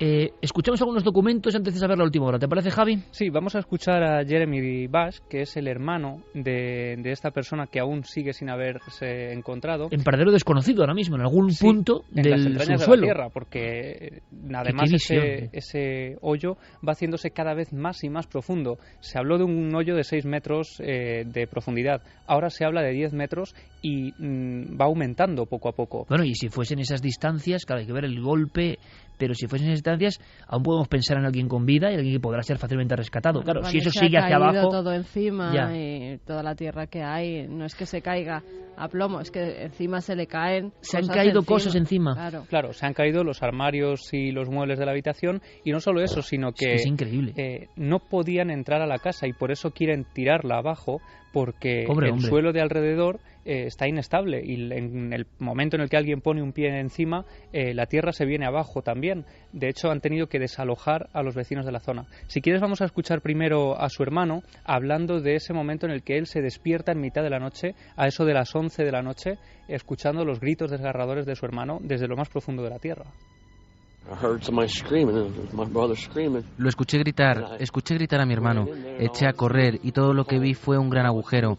Allí solo quedaba el cabecero de su cama y no había nada más. Así que me tiré al agujero e intenté sacarlo, pero no pude. Solo lo escuchaba gritar desde el fondo del agujero para que lo ayudara, pero no pude hacer nada.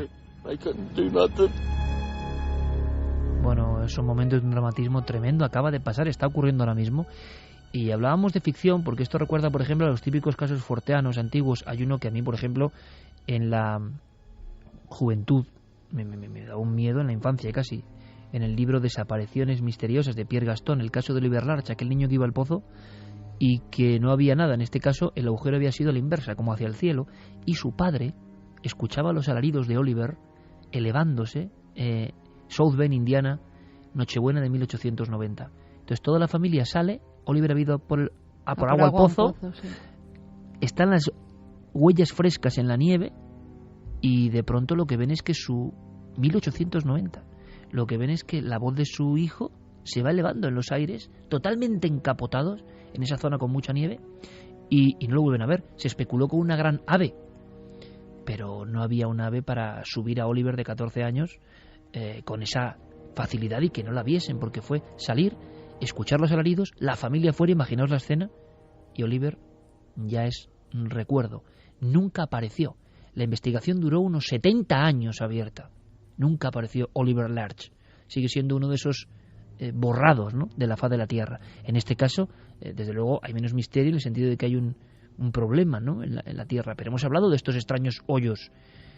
Claro, el hermano también le ha oído gritar. Yo creo que eso le va a acompañar de por vida, por desgracia, ¿no? Sí, es una de las escenas que él describe como más terribles y también, como en el caso que tú cuentas, ¿no?, esa incertidumbre de no saber qué está ocurriendo y también la impotencia de no poder ayudar y no poder hacer nada, porque en el momento en el que todo esto ocurre y se llama a los servicios de emergencia, inmediatamente son desalojados de la casa, todos los vecinos de alrededor son sacados también casi por la fuerza de sus hogares en medio de la noche y tienen que permanecer en la calle, que tampoco se entiende muy bien, ¿no? Si esto ha ocurrido en el interior del hogar, puede ocurrir también en la calle. Y sin embargo, la calzada está llena de gente que está expectante, sin cruzar esas barreras policiales, mirando a esa gente, a esos técnicos que están entrando, metiendo máquinas de todo tipo para intentar ayudar, y de repente Ron Rogers, que es el jefe de bomberos del condado de donde ha ocurrido todo esto, dice que ellos no pueden hacer absolutamente nada hasta que se sepa que es seguro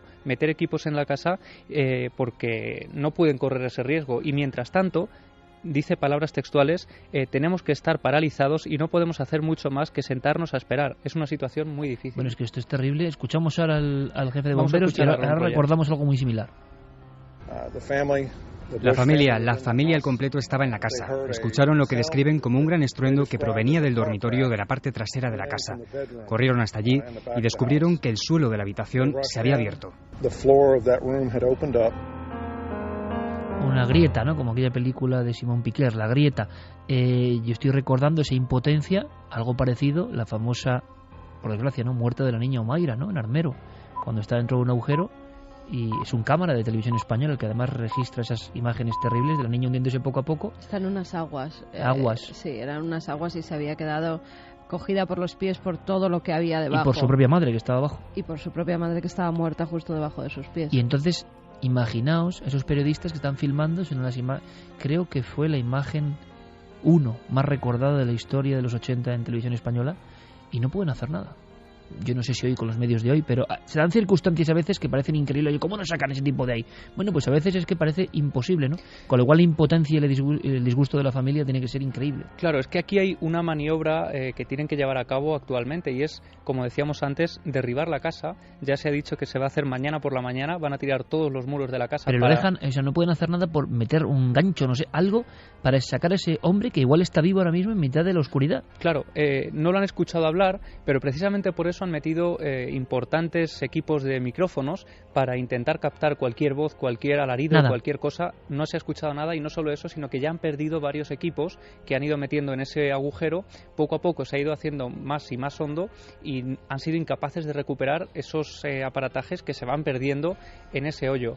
No solo eso, sino que ahora han empezado a surgir las voces de diferentes expertos de la zona. Por ejemplo, Taylor Yarkowski de Brooklyn es un experto en este tipo de pozos que aparecen de repente en medio de la montaña o en medio de esas ciudades que hemos visto en Cuarto Milenio, ¿no?, hace varias temporadas, y él decía, hacía la comparativa de este tipo de agujeros como los agujeros que uno puede encontrar en un trozo de queso, decía, y sus palabras han alarmado bastante a la población, como decía, porque ha dicho textualmente que esto puede ocurrir en cualquier casa, y esto ha dado lugar a que la gente que había sido retirada casi por la fuerza de sus hogares vuelva a entrar para recoger sus pertenencias personales, y algunos estén pensando ya ahora mismo en vender sus hogares.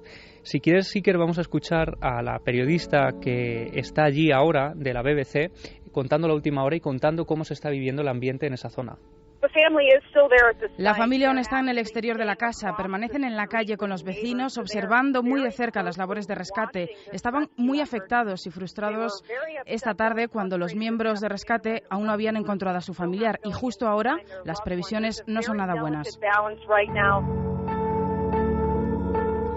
Esto también nos hace reflexionar, imagino, digo yo, no lo sé, cuando te llega una noticia de este tipo que parece imposible, sobre la futilidad y lo frágil de la vida. O sea, ¿quién va a pensar en su vida? Ese muchacho tendría sus sueños, sus estudios, su trabajo, su pareja, no lo sé, su vida, que de repente se va a quebrar el suelo a tus pies. Pero es que esto ocurre muchas veces. Yo recuerdo, bueno, muchas veces, pero la tragedia y la fatalidad, ¿no? Recuerdo casos de conocidos o de amigos de conocidos.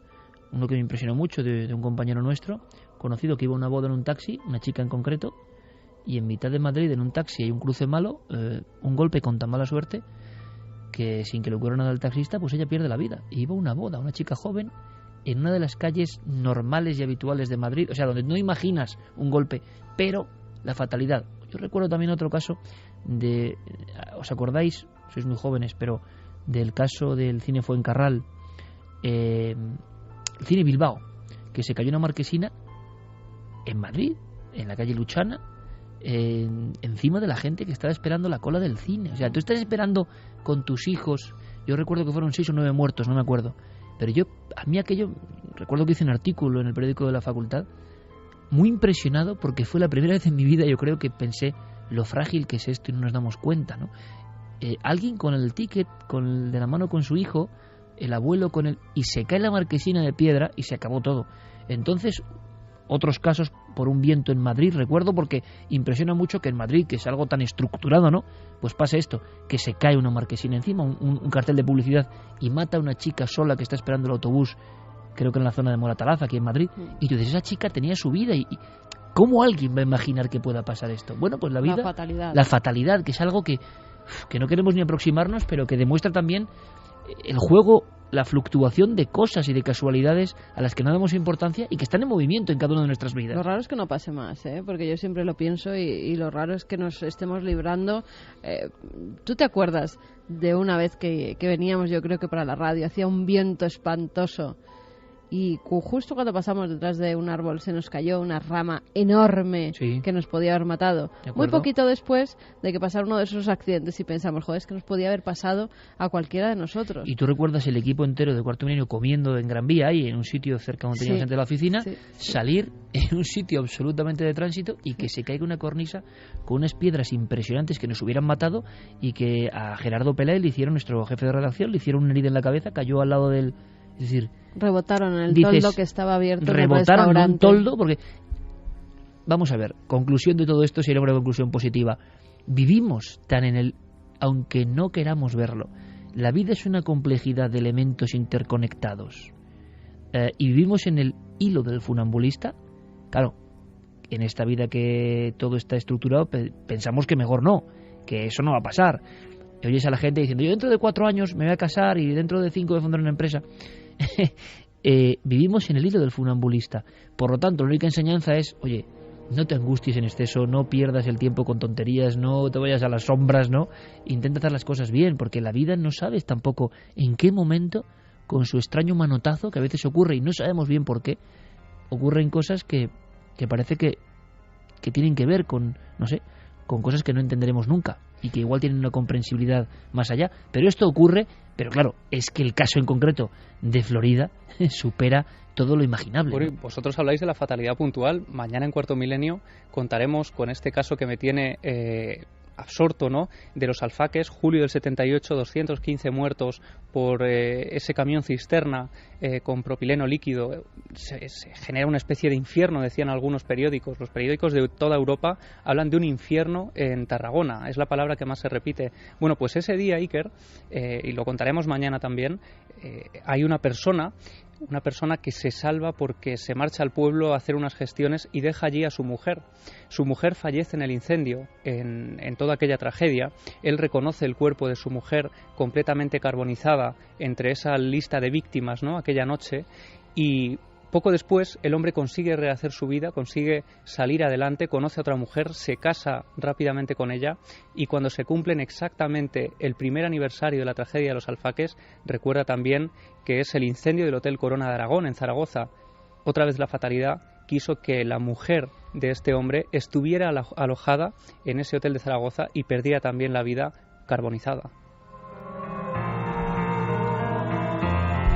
Estoy haciendo un gesto ahora, yo que siempre lo he remangado aquí, porque en el calor hace bastante estudio y me estoy tocando el vello del brazo. En el calor hace bastante estudio. ¿Qué he dicho? En el calor hace bastante estudio. Exactamente, me han entendido. Me he tocado aquí el vello del antebrazo diciéndole a Javier, acabas de poner los pelos de punta, porque esto no estaba pensado, como tantas otras cosas en el programa, pero es que la fatalidad es un misterio enorme que nos deja con una sensación de perplejidad y de no comprender, ¿no?, los resortes de la vida, no esperar esas cosas. Mañana en Cuarto Milenio, y lo digo porque Javi da el paso y de verdad que es interesante, en la prensa, mañana si queréis saber más, es un tema duro, en la prensa se habló de que en ese infierno en el camping hubo un niño milagro, en mitad de la lengua de fuego, como si fuese una criatura mítica que carbonizó todo. Hay un niño que no sabe lo que ha pasado, un niño de 10 años que yo creo que mira hacia el fuego sin entender nada, un niño que ha llegado a ver una bola de luz, una bola ígnea que está abrasando todo, a su familia, a sus amigos, a sus enseres, a todo lo que conoce, a su mundo. En un segundo, ¡plas!, su mundo se ha carbonizado, pero él está en mitad de todo ese fuego y nadie sabe por qué no le ha afectado. Mañana ese niño milagro que no es leyenda en el plató de Cuarto Milenio. De ese mismo día, cuando un camión cisterna estalla de alguna forma en la carretera, ¿os imagináis una familia entera en otro edificio? Esa pobre familia cuyos miembros, desde una niña hasta la madre y la madre, limpiaban, se dedicaban a la limpieza.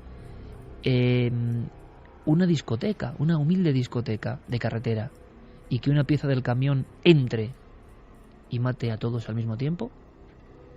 Es que pasan cosas, el resumen es, pasan cosas increíbles todos los días. Y de lo único que puede sacarse algo positivo es valora tu vida, ¿no? Valora tu vida, no la malgastes con idioteces, ¿no? Valora tu vida porque nos la dan como un regalo y no sabemos nunca, y es la verdad, cuándo ese regalo va a ser desenvuelto, ¿no? Es un regalo importante y hay que conservarlo. Por cierto, otro regalo es saber que en la telepatía se avanza, hay logros, dicen, aseguran, esta semana también, siempre actualidad en Milenio 3. ¿Qué ha pasado? Pues sí, un equipo de científicos ha logrado que 2 ratas se comuniquen. Las ratas además estaban, una en la Universidad de Duke, en Carolina del Norte, y otra en el Centro de Neurociencia de Natal, en Brasil. Tú fíjate la distancia que hay. Bueno, pues a las 2 ratas, a ambas... Estaban separadas en esa distancia de miles de kilómetros. Sí. A una de las ratas, la que está en América, por decirlo así, se les ha enseñado a pulsar una tecla cuando se enciende una luz y entonces recibe un poco de agua. Su actividad cerebral, que tenía una especie de microchips en el cerebro, al igual que la otra, es grabada por medio de esos electrodos que les implantan, además en un área muy específica, área que procesa la información táctil. Y entonces, después de grabar ese acto, ese pensamiento que ha tenido la rata americana, se lo implantan a la rata de Brasil. Y la rata de Brasil... Norteamérica y Sudamérica, para entendernos. Exactamente. Y la rata brasileña lo que hace es el mismo acto. Lo repiten en 10 ocasiones y 7 de esas ocasiones acierta, con lo cual dicen que la telepatía es efectiva. Experimento Brasil y Norteamérica, 2 ratas y transmisión del pensamiento. Ojalá no acabe en un bluff, ojalá esto no el vídeo además se demuestra, se ve perfectamente cómo están grabando a las 2 ratas en el mismo momento, en el mismo segundo, y cómo se transmite la información y cómo ellas dan con al personal botoncito. Científico. Sí, personal científico. Bueno, pues estoy hablando de la Universidad de Duke en Carolina del Norte. Hombre, la Universidad de Duke, que es la primera que investigó el fenómeno paranormal en el mundo. Y el Centro de Neurociencias de Natal en Brasil. Bueno, la Universidad de Duke, que es la primera universidad del mundo con Joseph Virine, que investiga la telepatía. Qué curioso, seguiremos investigando, esto es interesantísimo. Vamos ahora, bueno, hoy sí que ha habido un créalo, ¿no? Contamos esto del tipo que estaba dormido y aparece un abismo y se lo lleva y no lo hubiese dicho falso. Eso lo decían en el Twitter. Dice, me llega a decir Diego Marañón, un tío que se lo traga a la tierra, y digo, historia falsa. Diego Marañón, vamos para allá.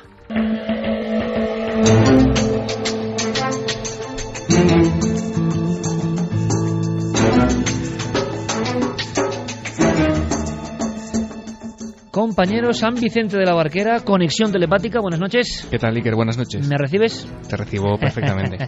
Teníamos una solución rápida. Resumimos la historia de la semana pasada. Sí, la historia de la semana pasada era uno de esos clásicos que traemos de vez en cuando a la sección, un clásico de las leyendas urbanas, que es la historia de ese buzo, de ese submarinista que aparece enredado en las ramas de los restos de un incendio forestal. Lógicamente, la explicación es que ha llegado ahí a través de un hidroavión que, a la hora de cargar líquido en el mar, se ha llevado por delante la vida de este pobre hombre y lo ha dejado ahí colgado. Iker, yo te comentaba que había una película española del año 89 que se llamaba El Puente de Varsovia. Si quieres, escuchamos un trocito que tiene que ver con esto, porque esa película en el año 89 fue la que de alguna manera disparó esta leyenda urbana en nuestro país. Cadáver de un hombre. Edad, unos 45 años. Posición, decúbito prono. En mi abdomen inferior se observa una herida contusa de unos 20 centímetros con evisceración de masa intestinal. Causa de la muerte, lesiones compatibles con traumatismo cráneoencefálico y shock traumático. Mecanismo de la muerte compatible con precipitación desde una altura indeterminada.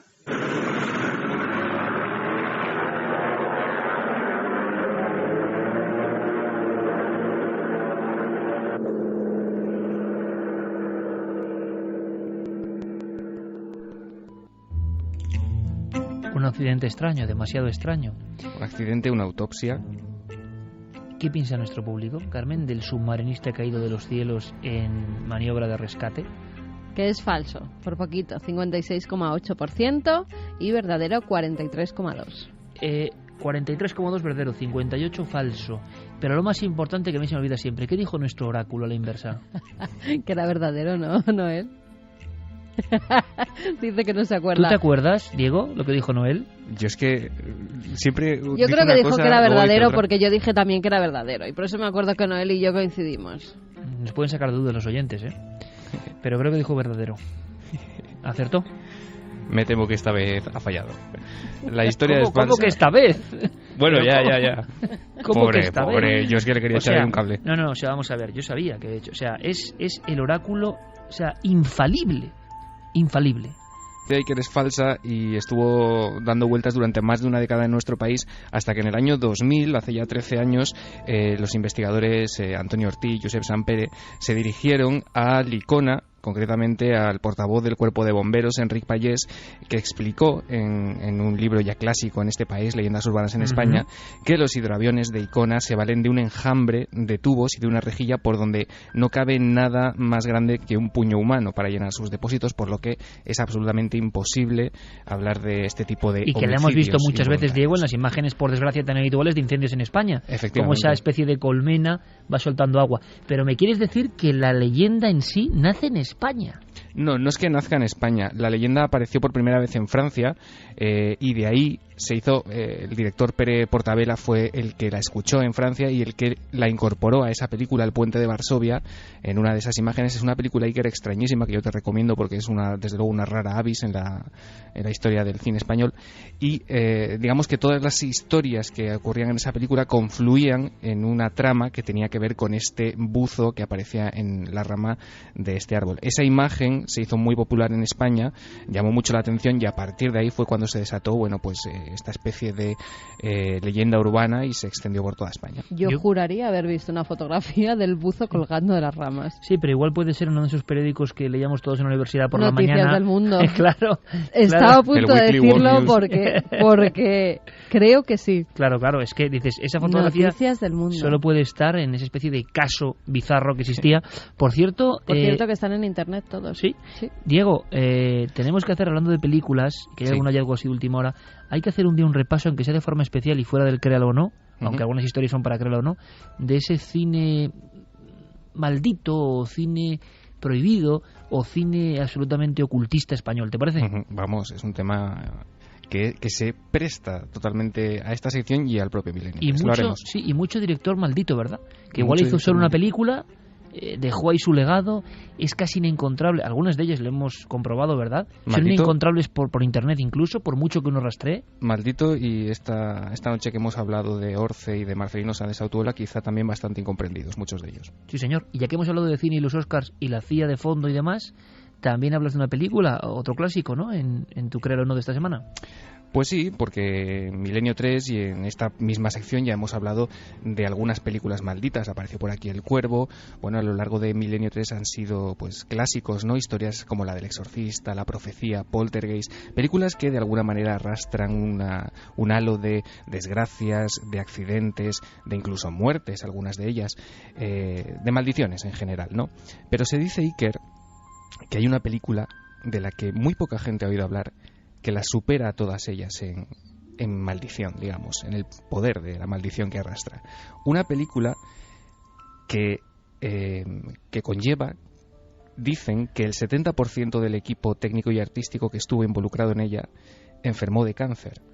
Te estoy hablando del 70%, que se dice pronto, de todo el equipo de la película. ¿Pero de cuántas personas estamos hablando, más o menos? Aproximadamente unas 220 personas. ¿220 personas muertas después de hacer esa película? No. 220 personas involucradas en la película y de ellas el 70%, alrededor de 150 más o menos, enfermas de cáncer. Y esa cifra incluye los que murieron de la enfermedad, los que actualmente siguen enfermos y los que, dicen, tratados a tiempo, se curaron. Pero el 70% de ese equipo enfermó de cáncer. Bueno, que es una estadística imposible, vamos. Bueno, realmente. Es una incidencia que es más de 4 veces superior a la de la población de Norteamérica. Hicieron esa película y a raíz de ese momento la maldición, de alguna forma. Sí, y ¿no? además, no solo eso, sino que el productor de la película, Iker Cuentan, entregó, bueno, asustado, ¿no?, por estas consecuencias que tuvo el rodaje de esta película, entregó $12 millones a sus abogados para que recuperaran los negativos y todas las copias de esta película. A partir de entonces, él mismo se encargó de censurarla, de que no pudiera ser visualizada prácticamente por nadie más que él mismo, y se dice que este productor, Iker, pasó los últimos años de su vida recluido, solo, en una gigantesca mansión, y que cuando lo encontraron muerto, solo, el rollo que estaba colocado en su proyector privado era precisamente el de esta película. Wow, vaya historión, vaya escena, tremenda. Directamente, que hablábamos de que el Vaticano, esta noche hemos descubierto que el Vaticano está en una loma, evidentemente con oráculo etrusco debajo, con lugar mágico y hermético y ocultista. Así que preguntamos al oráculo, ¿no? Esta es una especie de semiesfera. No, pero apuntad, apuntad. Sí, por supuesto. Esta es, sí, parece un poco la columna, te iba a decir, de San Pedro, ¿no? Pero tiene una imagen así de esfera, con todo el respeto, de semiesfera, y al fondo está el gran oráculo, ¿no? Hay que colgar una foto de Noel en los mandos por las redes sociales para que la gente ya se vaya identificando, ¿no?, con nuestro personaje digno de un Créalo o No, mago de los sonidos. Oráculo. Falsa, por supuesto, falsa. Absolutamente falsa. Claro, esto va a condicionar el voto. Es que ya, o sea, si Noel Calero dice falso, además lo he dicho, a mí me gusta mucho dice porque falso, no yo digo verdadero. No, porque es que no duda. O sea, Noel no es que piense, reflexione, ¿no? Él es a bocajarro, o sea, como cuando pone las músicas, no me avisa y ¡pum!, lanza ahí un mortero musical, ¿no? Pues ahora dice que falso, no tiene la menor duda. Lleva muchos años en Milenio 3. Sabe ya de sobra cuando una historia tiene elementos para decir falso o verdadero. Falso. Que quede grabado, por favor. Me lo voy a apuntar yo aquí. 1353, oráculo etrusco del siglo XXI, falso. Lo resolveremos en 7 días, Diego. Por supuesto. La historia del agujero, por cierto, digna de esta sección, por desgracia, porque hay una vida humana en medio, pero que se demuestra que los hechos forteanos de alguna forma siguen ocurriendo, ¿eh? Pues con todo el respeto, porque ha muerto una persona, te digo que si lo llevo a pillar, desde luego que es materia de esta sección. Parece un abrazo, compañero. Lo de las mil y una formas de morir, que no te lo extrañas, crees. que no te lo crees y son tremendas. Buena semana, Diego, gracias. Beso, chao. Más en Tarragona, en un pueblo concreto, Javier, nos llega una información de esta misma semana. Se hizo de día en mitad de la noche, un extraño o doble resplandor, los perros gritando, hay un poco de confusión. Decimos el pueblo por si alguien puede informarnos más. Sí, parece ser que esto ocurrió en Cornudella de Montsant, en Tarragona. Fue en la noche del martes al miércoles, martes 26 de febrero. A eso de las 5 de la madrugada es cuando de repente todos los perros de la localidad se despiertan alterados, empiezan a ladrar, despiertan a la gente del pueblo, y es entonces cuando, según esta información que nos ha llegado a través de un periodista de la zona, muchas personas salen de sus casas y completamente extrañados porque descubren que se ha hecho de día en medio de la madrugada. El fenómeno dicen que dura unos 30 segundos aproximadamente y que llegan a verlo alguno de esos 1000 habitantes que hay en el pueblo, pues alguno de ellos llega a ser testigo directo de todo esto. Nosotros no podemos ni quitar ni poner, simplemente hemos intentado investigar, nos hemos encontrado con ciertas dificultades, con informaciones también de qué eso ha ocurrido. Si sabéis algo, vías de contacto abiertas como siempre, y nuestros investigadores, todos nosotros, estaremos muy atentos, quizás sea otra señal, quién sabe. Nos manda un mensaje así como creo que la cosa. Guillermo León es un crack, lo sabemos y lo sabéis, aunque no exista. Guillermo León y su existencia. Un robot, un ciberrobot, un cyborg de la NASA o de la SANA. ¿Existe o no Guillermo León? ¿Alguien le ha visto alguna vez? Dice Noel Calero no existe. Noel Calero además no dice sí o no, hace el gesto sí, como en los circos romanos, dedo para arriba o dedo para abajo. Es el Nerón de este equipo. Begoña Seijo dice un capítulo de CSI Las Vegas mostraba un caso de un buzo que aparecía en un árbol y era esta historia.